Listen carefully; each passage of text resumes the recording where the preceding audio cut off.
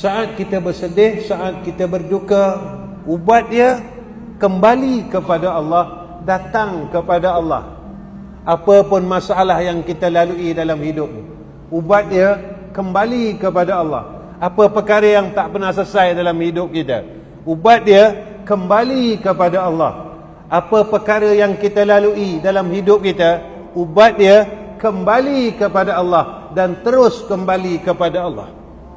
Jangan hari ni kita ada masalah berzikir ribu-ribu, habis masalah hilang zikir kita, hilang semayang hajat kita, hilang masjid kita, hilang majlis ilmu kita.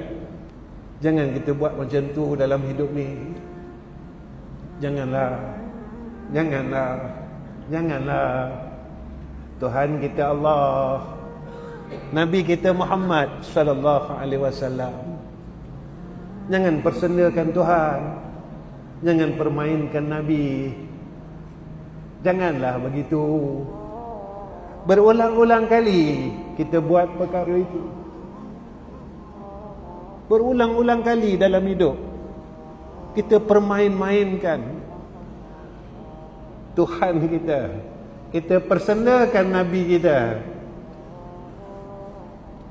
Muslimin muslimat, kalau orang hina Nabi kita, marah tak?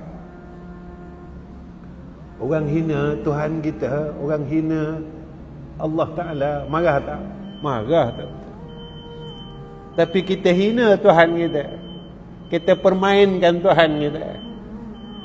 Ada masalah, kita datang dengan Tuhan. Selesai masalah, kita lari dari dia, tinggalkan dia lagi. Nanti ada masalah, datang balik. Jangan permainkan Allah.